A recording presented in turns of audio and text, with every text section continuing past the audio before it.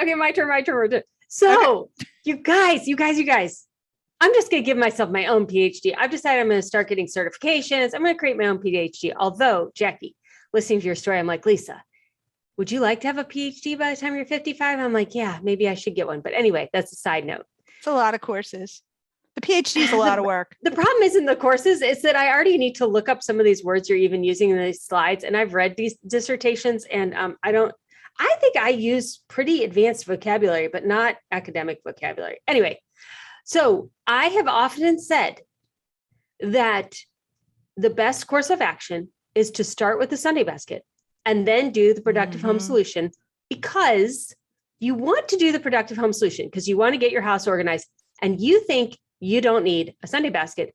And maybe you don't, but you think you don't need a Sunday basket because you have a digital system, you don't have that many things on the kitchen counter, you aren't a paper person, you don't understand how the Sunday basket is going to help you. But everybody who's in the Sunday basket is like, oh my gosh, this is so much more. Like, Lisa, you should explain. This is like where I put things that need to be reordered. This is where I put notes to myself. Like, this isn't really a paper solution. This is all of the active things that are in my brain and on my to-do list in a box that I then get to go to each week and pull out what I want to do next. But the reason why I say that you start with the Sunday basket before the productive home solution is because of the hot mess and all of these 4 kinds of works. As a human, whenever I want to do anything in my home, in my company, in my personal life, and anything, getting started, while people say they don't know how to get started, that's not actually true. Everybody knows how to get started. You start in your head, like you go and you walk the first day. It's the second day that you have to walk that's the hardest, not the getting started day. It's the second day. And it's because life gets in the way. And life gets in the way so fast through those 4 kinds of work: overwork, underwork, rework, and workarounds. And so I have professionally organized women, and I've helped people get professionally organized 10 years ago. And here's what would happen. You do the Marie Kondo thing and you empty out your entire closet instead of just doing your shoes. And now your entire closet is on your bed that you sleep in, and a kid walks in the room and pukes on the floor. So now you have a sick kid that you're taking care of. You have no bed to sleep in and no hope in sight. Now all of a sudden your life is so much more chaotic. I love Marie Kondo. She's great. A lot of people have organized their house that way.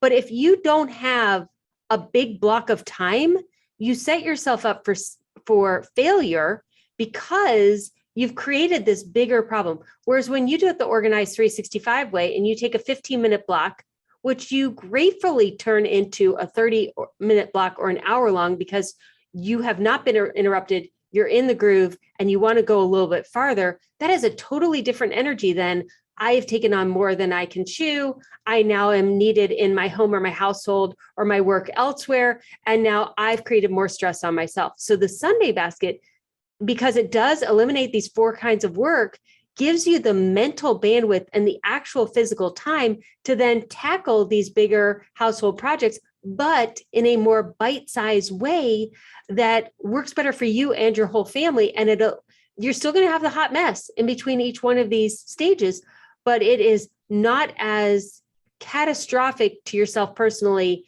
and your whole life. And you're just muscling through it to get through your organization. It becomes more of a joyful self-development journey and experience. I know I sound like Pollyanna. But it's true. What you're saying is absolutely true. Like even just something as simple as I replaced my pants. There's a brand of pants. I won't go into it, but they have pockets and the pockets fit my cell phone. Share it. Can I? Oh, Beta brand. Yes. Oh my God. There's 6 pockets. Went to that concert. You know, they want you to have a special I don't have a clear purse. I'm not buying new purses and cluttering my house up. All my stuff went into my pockets. Now I don't really wear it every day like that.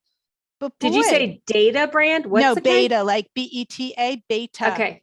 Are they at the nurse's store? Where do we get these? No, you get them on the Beta brand website. Okay. All right. Well, Beta brand website.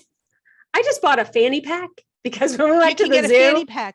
I don't have the diaper bag and I'm not carrying a purse. So, I mean, it's, you get what works for you, but because I had the band, like I already had an established routine in my closet. Wait, Yeah. I got one of those pair of pants. I like them because my cell phone fits. When I go into clinic, I can put my wallet in there. Turns out in 1980, that was the first time I had a wallet stolen in a hospital. Just explaining it happened in 1980. Don't say it happened. Don't say it's a problem today and it's new.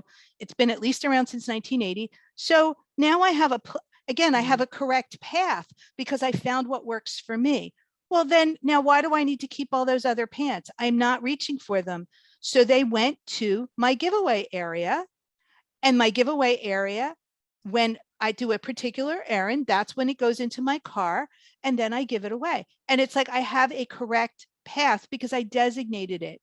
Now, did I go through the whole 100-day organization program this time? No, there's too many other things that I'm working on right now, but my closet's fine because, and I replaced all my pants, all of them, because I found pants I like better. So this is something very simple, but it just gives you an idea that it will stick with you, the routine. The Sunday basket, I will not give up. No, no, no, no, no, no, no. You And I must think keep that. when you find something like these pants that work for you and you're like, like, okay, so when I go out on a hot date or whatever, I'm going to wear different pants, but every other day of the week, like this is my uniform. This is what works for me. Exactly. You don't have to create that workaround anymore. Can you create your own Sunday basket? Probably. Can you create your own curriculum for organizing your house? Of course you can. But it's going to be a lot faster and easier if you buy one Sunday basket in the Productive Home Solution course and then just modify it to your specifications versus creating a whole course and curriculum for yourself. Well, what you'll also do is rework it a lot. You did a lot of rework when you were doing it. And it was so difficult for me at the time to have a child who needed care, parents who needed care. I had made the commitment to the PhD. I had to find something else, and I didn't have time to rework it and reinvent the wheel. And it's very frustrating when you reinvent the wheel every day at a job. And that's actually a very powerful thing to say to your manager, because what you're saying is we've got to find better paths and we've got to get rid of things that we don't need to do anymore. And if your manager's not saying that, you probably need a new manager, because my manager says that at every meeting I go to. What can we give up? What can we stop doing? Because we can't do anymore. Yep. So anyway, next slide. Yep. Okay. So this is a book people might want to read, although it's very dense. And I admittedly have read parts of it, but not the whole thing. But I want to just explain what this is and why this is important, because theory is informed by other theory. But again, why do we need theory? Like everybody, oh, it's so theoretical, you don't need all that. What do you do when you don't have data? You have theory, and if you have good buckets, like you just heard Lisa say, these buckets, overwork, underwork, rework, workarounds. If you have good buckets, you'll be able to figure out a correct path. So Daniel Kahneman is a sociologist and psychologist, and he says that there's two systems for thinking in your head. And the book she's referencing is Thinking Fast and Slow. Thinking Fast and Slow. And it's a great book. You can get it on Audible, so if you have one of those long rides. But at any rate, the thing you want to know is there's system one thinking and system two thinking. What is system one? Fast, unconscious. So what is that like? Start CPR. No pulse, start CPR if you're a healthcare worker. The kid's vomiting. Okay, let's get him over to the and clean. Like you're just thinking, you're just acting. Oh, there's a dog running in front of my car. I'm going to hit the brake. And you train for that. System two thinking is rational thinking. So it takes effort, and it can be slow and lazy, and it can be indecisive. So there's advantages and disadvantages. But let's go apply it to this. The reason why, another reason why the Sunday basket works is because it is slow and deliberative. So for me as a nurse, start CPR, I've trained for that like a gajillion times since 1980. Like every year I get the training, right? Or every 2 years, I think it is now. It used to be every year. Where are my keys? I always have a pocket that I put my medication keys in if I'm a nurse, or my car keys if I'm just, you have a landing zone for it. You've decided it. You have to the problem with fast reactive thinking is that you're always getting these adrenaline and cortisol rushes, and they can be very unpleasant to experience. But the Sunday basket is system two. So is my CPR card up to date? Because if you're a nurse, you don't want to show up at the hospital and it's like your license isn't renewed, your CPR is not up to date, patients need you, and we can't put you on the floor because we don't have your license and your CPR card. So you put that on your calendar and you schedule that license renewal. Is like I have to schedule it at a time that I'm in the right mental frame of mind for that kind of work, because it's hard. And if you make a mistake, the state board is very unforgiving. If you say, no, I didn't do my continuing ed. Well, you clicked wrong. The state is very unforgiving. They're there to protect the people of your state at any rate. And they should do that. I'm not disrespecting it. But the Sunday basket lets you pay bills regularly. So you're not like, oh my God, the electricity is going to be shut off.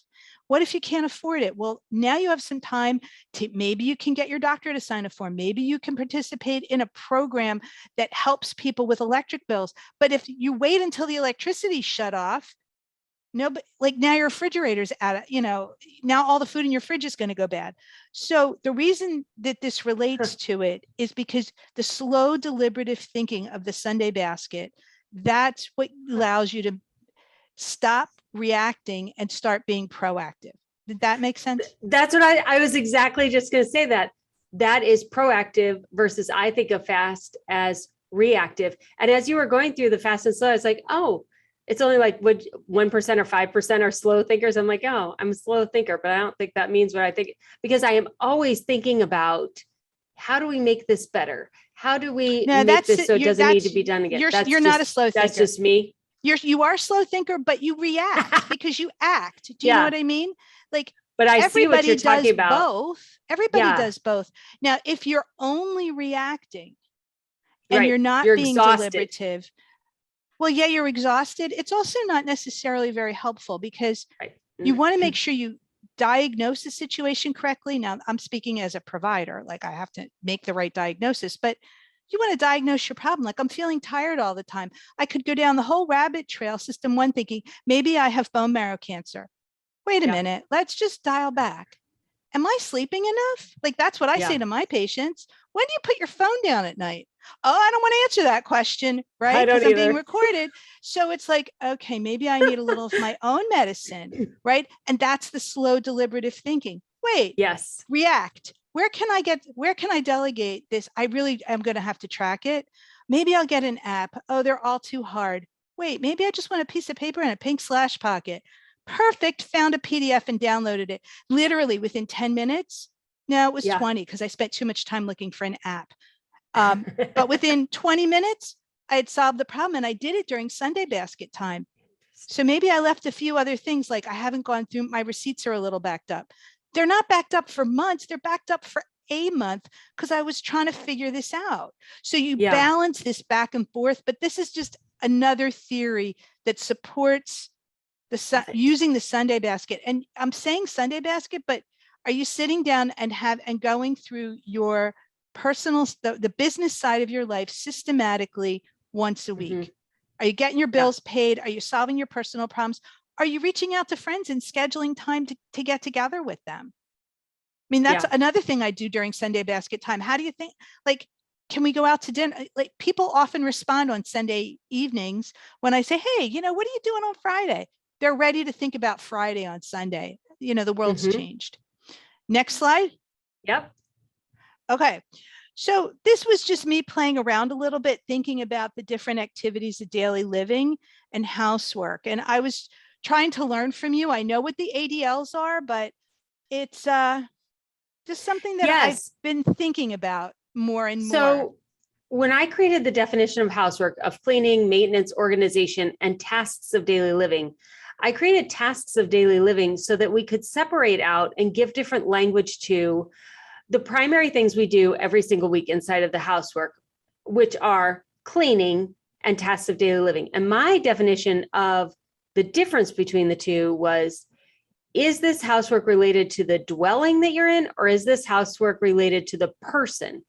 And as a middle-aged woman, my fellow middle-aged women friends, I mean, a lot of them are getting divorced. And I'm like, what is going on? I mean, like you make it through the parenting years, but then you get divorced. Like, I don't understand. I mean, I do understand it, but I don't understand it. And what I realized was um, for reasons of convenience and productivity, in many families where there are two adults, the decision is made that one person will take on the housework responsibilities. And along the way, as you get a little bit older, you can have sometimes your kids will help with cleaning, or you will outsource cleaning to a cleaning company, which is pretty easy to do. It costs money, but it's not a lot of money. But there's still this other housework. And I think that once you hire a housekeeper in your 40s and 50s, the assumption is for the adults in the house is that the housework should be gone, especially if the children are of adult age and are no longer living in the home. So just through observation, two people are cohabitating for their life. They raise children and they get it. They're both active in their jobs now. So they have a little bit more disposable income. They decide to have someone help with the housework. So the house is actually cleaned each week. What are you talking about? There's still work to do. And this work that is left to do is the tasks of daily living, which follow you on vacation or through your entire life, whether you own the dwelling you're in or not, which is your laundry, the meal planning, all of the meals that you make. And the other distinction I was making on this was, is this something like if the government were to step in and support this family because these needs were not being met, it's two different departments that would help you. If your house is not clean enough to be inhabited in, then literally the state will take your children away because the house is not clean. And that is something that a cleaning company can do. But if you personally are a person who is not able to care for yourself in your laundry and your finances, understanding of money, and in your doing your cooking and feeding yourself, then that is a Social Security disability definition. And I know of this because I have friends who have kids who have special needs that qualify for adult services. So that was my understanding of how I came up with this. As soon as I said it, Jacqui, you and all your fellow medical friends said ADLs. And I was like, I don't even know what you're talking about. I called it tasks of daily living because I was looking at the problem as a middle-aged woman who was watching all of her friends get divorced because they basically said, my husband is now a kid and they want me to do all of the things that are not even related to cleaning. And I was trying to articulate that and trying to give voice to that. Apparently this ADL thing is well known in the whole medical community and all the supportive community of your tasks, your activities of daily living, tasks of daily living, activities of daily living. So you've got a little chart here. And I find this interesting how you've divided this out. You have activities of daily living that we learn before kindergarten, and then activities of daily living that we learn as a teenager, and having a lot of organized 365 employees in their early 20s who've gone through the launch program and have a launch binder. They have all said to me, oh my gosh, this is everything that I need to know about #adulting that I didn't know to ask my parents and they didn't know to teach me. So we both knew there was a gap, but we had no idea what the gap was. So if you want to read your chart. So just to explain, so activities, the things you learn how to do before kindergarten, one of them is walking. Turns out that that's a really good vital sign. Once you've learned how to walk, 12 months, 15 months, somewhere around there, for the rest of your life, it's a good vital sign, like how people are doing. Can you feed yourself? Can you get yourself dressed? Can you take yourself to the bathroom? Can you clean yourself and transfer?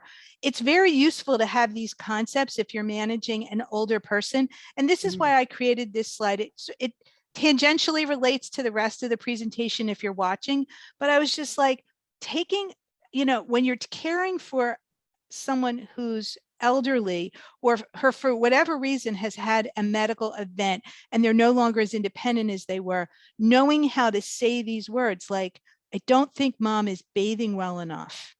That actually, that rings the bells of the people who are taking care of your elderly parent. But the instrumental activities of daily living, and these don't relate to each other. Again, this was my way of trying to learn the term, just organize the terms. So maybe there's a better way to put this, but managing finances, I didn't even realize that I was taking that over for my parents. And that was Huge. That was when I became the CEO of the chief operating officer of the family, managing my mom's transportation. And so that's where you can get into the overwork and underwork. Turns out you can hire people to do transportation for the elderly, just saying you can. And, even if you don't want to do Uber because you're sort of like, I don't know about my mom in an Uber, so I'll just do it myself. There's other transportation, shopping and meal preparation. I think many of us have gone to companies and outsourced that. I certainly do. I have somebody bring the groceries. It saves. That's where I get my Sunday basket time. So that whatever fee I pay for that, I more than make it back with the Sunday basket. House cleaning and home maintenance. You can hire a janitor or a handyman, or you do it yourself, but somebody's going to have to manage that whole process. Oh, this is broken. Okay, it's broken. Who do we call to fix it? And then managing your communication. Like, can you answer the phone? Can you answer the answering machine if you still have one? Mail, regular mail, email. I got to a situation where my mom really couldn't manage her mail anymore. Picking that up for someone else and being able to describe what you're doing really helps, because if you're going to hire help for a situation like that, you either have to give yourself credit for it or hire it out. That's the only way I can. And managing meds, you can actually talk to pharmacists about this. There's all kinds of pharmacists are really smart. Just saying, they're like, I would say the most outside of the hospital, the most undervalued member of the health profession, because they know so much about meds. Yeah. Back to that asthma analogy, and change pharmacies if you're having a problem. Sometimes the pharmacist, like you'll get a pharmacist who's like, they know everything. Like, I don't know. When I get a new med, I talk to the pharmacist. You're like, you're a nurse. You're supposed to know. I don't know nothing. The pharmacists know everything. So anyway, back to all these activities. And now that I'm looking back on taking this on for aging parents who had diminishing capacity, boy, I was doing a lot of this. Yes. And did I give myself credit for any of that? No, it's really hard to do this for an adult. For a kid, really easy to do. You're the boss. I wasn't the boss. Well, and I like that you pulled it out as your role as it grew, as you took on more and more responsibility of your parents. When I look at these activities of daily living for children, walking, eating, dressing, grooming, toileting, like, you can't get your kid in all day kindergarten until they can go to the bathroom. So parents are really motivated to potty train their kids. I mean, for more reasons than one. But if you want to get them into that program, and you're going to a pediatrician on a regular basis for your checkups and all these things, like, we do this really well for our kids, and they're noticing like, oh, we're a little behind on this. Here are some supports in the community that will help you get these activities of daily living that you basically need in order to start kindergarten. What I see on this slide is that all of these tasks of daily living that we learn in our teenage years, we don't all learn them, Jacqui. And this is why these hashtag adulting skills, especially, I'm a helicopter parent. Come on, I'm a helicopter parent. I am still teaching these skills to my kids very purposefully. Where is the curriculum that parents are given of the tasks that their kids need to know when they finally leave the nest? And also, when the kids need to learn these skills, they are so interested in their own lives and moving on to their next thing. They don't want to spend like extra hours with their parents in school.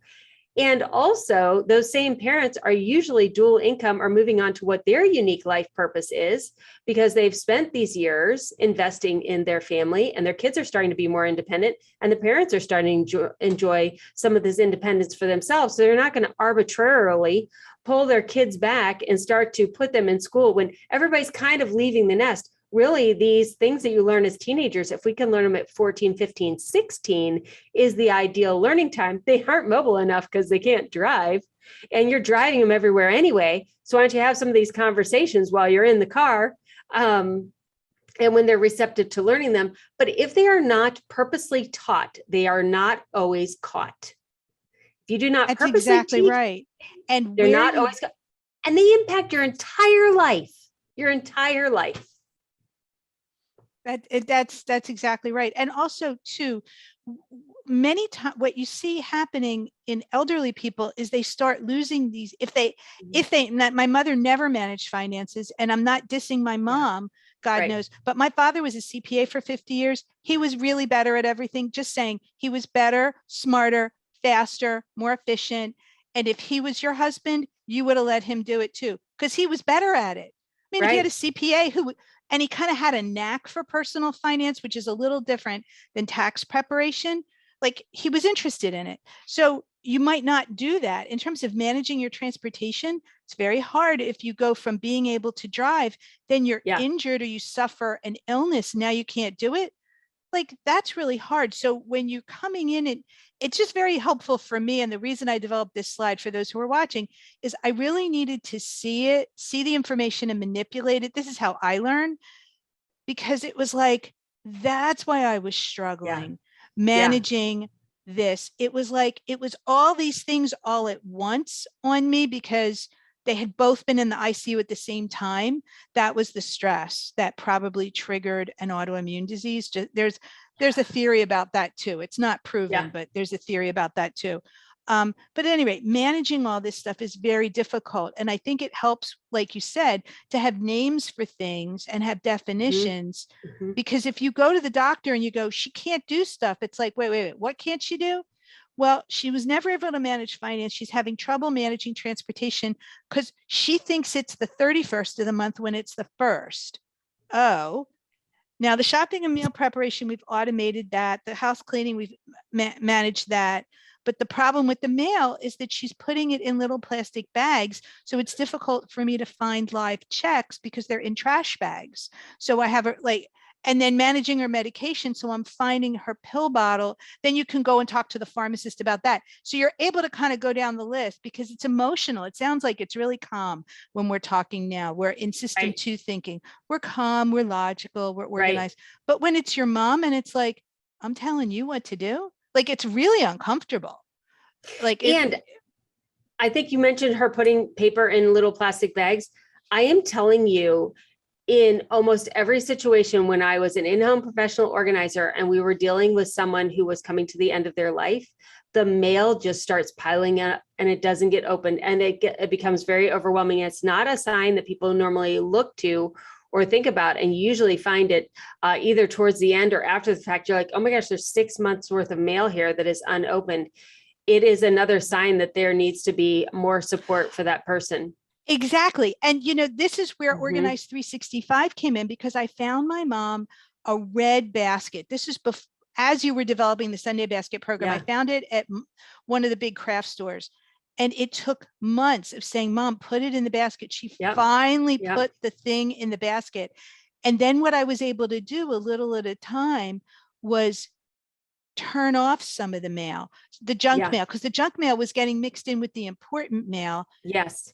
And I was able to do that again through the application of the Sunday basket system for my mom, Yes. decreasing the amount of junk that came in.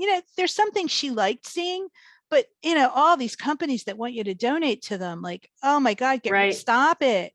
Stop it. We donate who we donate to. And like, just the extra mail just is crazy. So it's very useful to Mm-hmm. kind of have some, how do I say it, didactic content, meaning this is what we're doing.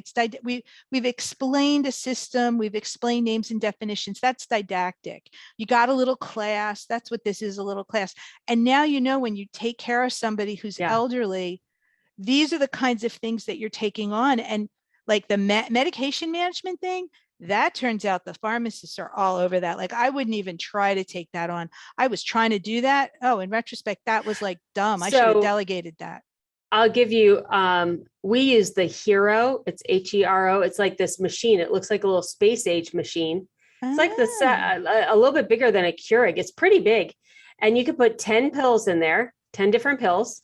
And then it Mm. automatically dispenses that at the right time into a cup. And you just take the pills and put the little cup back. And it will text the person who is supposed to take the pills if there's anything missed. But it will also text you as the Wow. caretaker if you need. And there's an expense to it. It's an HSA fee, but it is a way to, it works for teenagers becoming independent and in charge of their own medication. And it also works for adults. Yeah, Wow. it's great. I've really liked it. Hero, HERO. And so, and then when you come to if you take it upon yourself to learn about organization like you have, and like I have come to, then you have a forum like in the Organized 365 community to say, okay, tell me how I'm going to do this.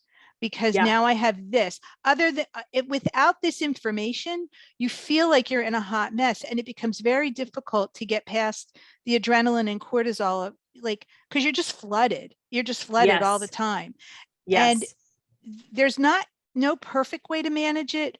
But if I had realized that I needed to do the Sunday basket sooner, that would have helped me some. So implementing a Sunday basket can be, and a binder. Oh, and that empowered mom. I had a binder for her, like one household operations binder, and I kept a mirror copy at home. And you're like, why did you do that? Because she wanted to be involved in everything. Well, she's a grown up. It's her stuff. Yeah. And then that way I'm like, mom, it's in the red tab, the third page. Let's look at that. And then so you had an exact duplicate at home? I did. I made a that is duplicate. brilliant. I made a duplicate because the problem was she lived 25 minutes with no traffic, 30 minutes with traffic away, which isn't so far away, right? It's probably, I don't know, 7 miles. But, you know, if you're in a suburb of Philadelphia, it can take a while. Yeah. And like, I just didn't have the time to do what I needed to do at my own house and go to her house and open the binder and go to the third page. So it was easier because, again, she knew she wanted to do stuff. So it promoted her independence, and it just helped me. Like, again, I was the COO. She was the CEO. She was the boss. Like, I couldn't take over, even though I didn't agree with a lot of the stuff. It's like, so if you want to see this happening in real time, Tracy Baker is on Instagram. She has Sunday Basket. She got Sunday Basket for her mom. She's just now starting the Productive Home Solution. She shares in her Instagram stories going through the Sunday Basket with her mom every week. I share it often into my feed because she tags me, and Tracy does such a great example, a great demonstration of what you do in the Sunday Basket. But if you've been watching me on Instagram, then you have seen her mom from being very resistant and very negative about the Sunday Basket to now almost joking with her as she's getting older. And it is a way that Tracy is able to keep up with what is going on and is important. But her mom does all of the work, and her mom is still in control of her own life, with Tracy just playing a support role and Tracy also knowing where to be able to find things. I think it's just a beautiful example of, you know, roles starting to reverse, and it is going to happen to all of us. And the second point I want to make is, people always say, when are you going to make this digital? How do I make it digital? You know, digitize it all you want. Like, pick whatever program you like, find some person. I don't, paper is so powerful and eases communication. I love that you duplicated the binder, because I don't care what kind of digital system you had. I'm sure your mom was not going to be like, Greg already is like, why do I have to have a smartphone? He's only 55. Like, he doesn't want me to digitize anything. He wants to go to a binder, find the paper, pull it out, put it back. Digital systems are great for personal organization or personal portability, or if you're a digitally minded person. But when you're dealing with people younger or older or professional people, they much prefer to receive the information in paper for the conversation. They may want you to submit it digitally later so it can go into a digital file, fine. But when you're having a conversation and you're trying to make an impact, or you're trying to make a decision, or you're trying to get something done, paper trumps digital every time, and twice on Sunday. Like, I will just keep saying it For Can those I who give you haven't an heard me in the example back. of that? Yes. So I went to the Please. doctor and my blood pressure is imperfect, but not treatable. So the instruction was take your blood pressure. Well, I have reminders and I have it on my calendar of when to do it. So at any rate, I'm digital. I know how to do this. I, have an app on my phone. I keep notes. I put it in the notes. I can email it to myself and it prints it and I can get a printout, upload it to the electronic health record of my doctor's office. Send him a message 2 days ahead. Why did I do that? Because it's part of my Sunday basket routine. Oh, I'm seeing the doctor this week. He's going to want to know my blood pressure. So I show up with a printout of the same thing. And let me just explain something. It changes the conversation. Yes. From me being sort of like an annoying nurse, Jacqui. It changed the conversation. I am now treated with professional respect. And he goes, oh, it turns out I don't need this because you sent it to me. Let me just tell you what happened to the doctor over this last year. He learned how to use his EMR better because I did the same thing last year and he couldn't figure out how to pull it from where my message was to into where he needed to see it. He figured it out this year or somebody else did. But at any rate, I took my little piece of paper back. Now I know doctor can do it himself. But because I had that paper, I'm just explaining. It changes the conversation. Go into, if you do this whole all access and you have your medical binder, there is like a piece of paper in there. Now I changed it to me because this is part of my OCD.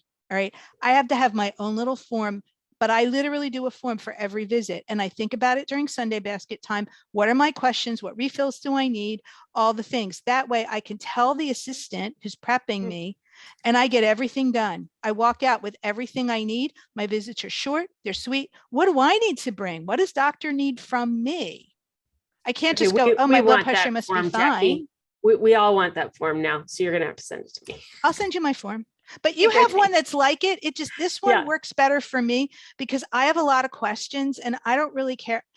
Forgive me, I don't care as much about the background information as I do about the diagnosis, the treatment plan, and the rationale for it. So I'll mail it to you. Okay, so I just need to clarify for everyone. So you are a medical professional who has a lot more knowledge than lay people. In the medical binder, we have you write out your medical history. The reason why we have you write out your medical history is because every new doctor is going to want to know it. And if you can write it out comprehensively once, then you can use it over and over again. You don't have to keep rewriting it. Also, your adult children do not know their medical history. You need to write it for them or explain it to them so that they can write it out. So that's really important. But that's almost a one and done unless you have a lot of life events happen and then you update it. But I love your idea of, we have a place where you can write down when you visited the doctor, but you're right. I did create a form when my kids were going to so many doctors where I would write out all the questions I had. And then I literally sat there and wrote the answers as they had it. And I had a list of the prescriptions that I wanted to refill. That would be a great addition for us. I'll be glad to send it to you. It's not a problem. But again, I did it for me and it helped me with my mom's stuff just to stay organized. The other thing I did was, you already have a form. I have a form too. That's a little shorter than your form. What helped me and changed the conversation for my mom during that final admission, but for many of her admissions, is you'd show up in the emergency room and she would be like, oh, I take a lot of medication. And then, you just see the staff, their heads are like exploding. There's brains all over the ceiling of the emergency room and it's the healthcare provider's brains, right? And I would come in with my little form, the daughter in charge, right? And I would go, these are the meds, they're alphabetized by generic name. And they would just went, yes, there's 20 of them. You did this. Thank you so much. They listened to me then.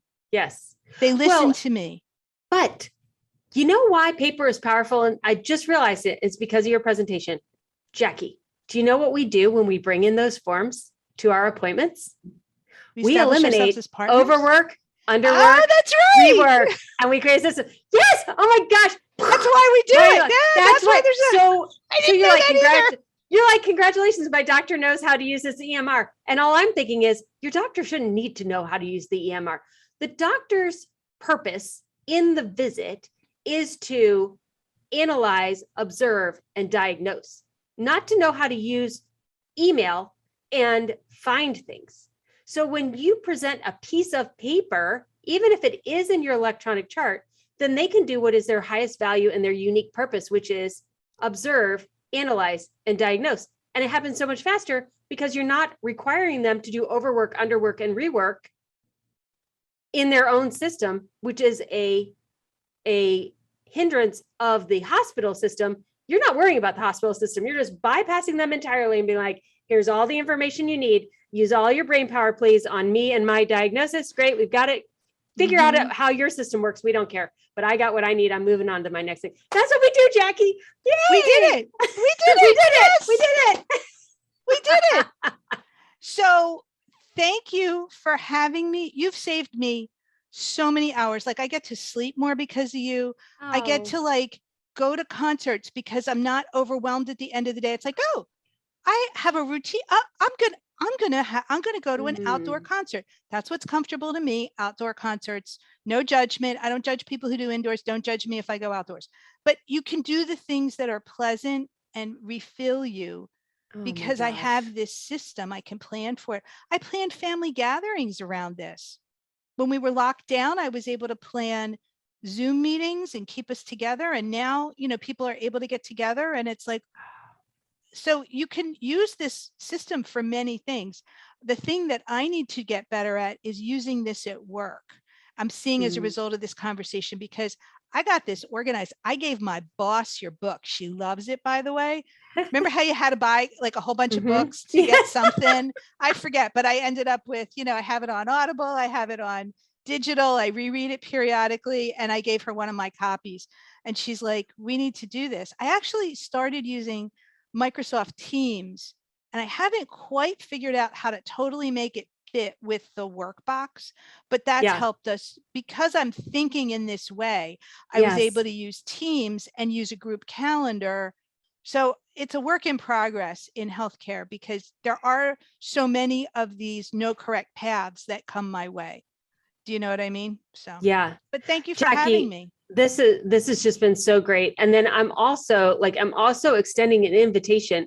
The Organized 365 community, you guys are like amazing. You are amazing. You're so generous and thoughtful and collaborative and helping. And I am more than willing and happy and able to find out how these theories and systems that I'm creating over here now in an actual office, used to be my bedroom, really do dovetail into theories and industries and thought processes that are already well established in places I don't even know, just like Jacqui has done through this presentation. Just let me know if you have something you want to share. And then the other thing I'm thinking, which is totally random, so just be aware of that.